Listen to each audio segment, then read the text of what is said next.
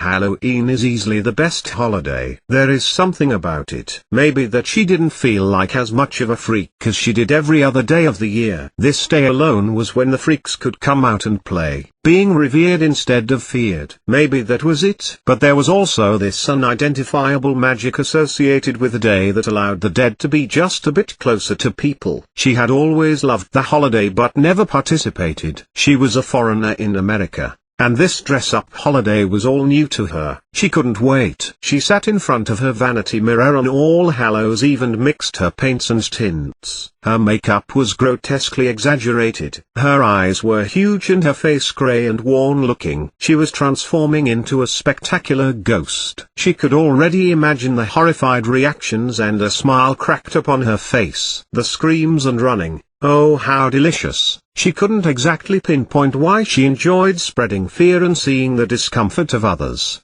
She simply had always been that way, enjoying observing what scared others. When her makeup was done, she put on a wispy white lace dress. It billowed easily with the slightest breeze of wind. Tauntingly she could walk and appear to be floating creepily at others. Her grin cracked again at the thought. Then she sat and wait. There was nothing else to do but wait until the time of the party. The party she had always wanted to attend. A monster bash ball she used to watch on TV in her native land. Her time had come to scare them all, the best scare of all the balls. The time was 11:11 p.m. as she walked through the double doors that looked like they were made for giants. The people filed in, if you could call them that. All the freaks and monsters filed into the ballroom. No one paid her any mind. She was just one of the many, another ghoul. At first, she watched from the side as people paired off and approached the dance floor to shake, rattle,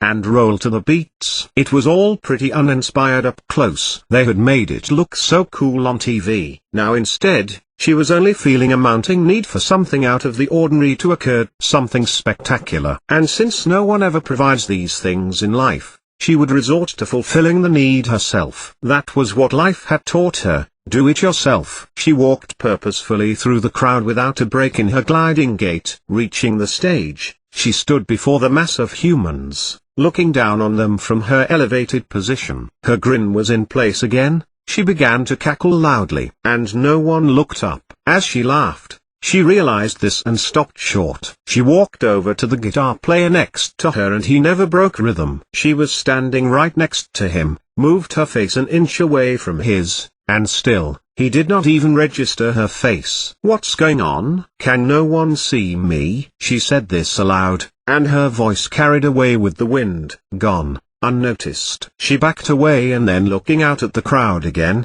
made a reckless decision. Taking a running start, she hurled herself from the stage and into the mass of people. She would make them notice her. She was falling through the air, about to crash into a man dressed as a dragon, but she just kept falling, crashing onto the floor. The fall didn't hurt. How? What was this? None of it was adding up. Standing abruptly, she swiped her hand at a vampire trying to hit her, and her hand went through the vampire girl, never affecting her at all. No, it couldn't be true. She knew it was. She had avoided it for so long, to the point where she believed it, that she was real. She had believed it to the point of doing this prank, the goal she had had in life that was unattainable now. Or was it? Angrily, she grabbed a punch bowl and lifted it above her head. The people nearest saw it rise on its own accord and come crashing down on Mickey Mouse's head. "What was that?"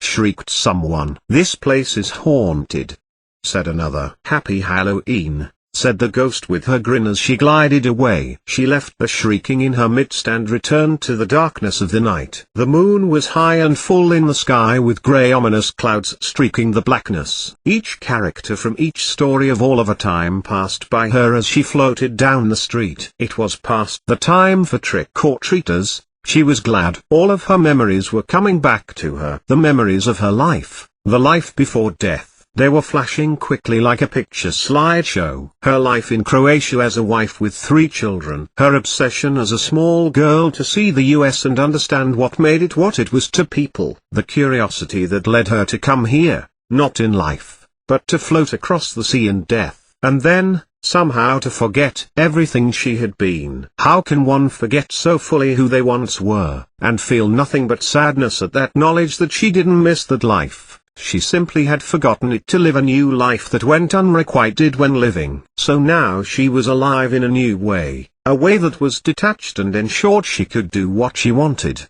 But she would be alone, always, forever. And that was the scariest thought of all. With nothing to be done about it, the ghost carried on silently to find another thrill to distract her solitary soul. Faintly, a sort of wailing could be heard that mixed with the wind. The only sound that she would ever emanate for the rest of time.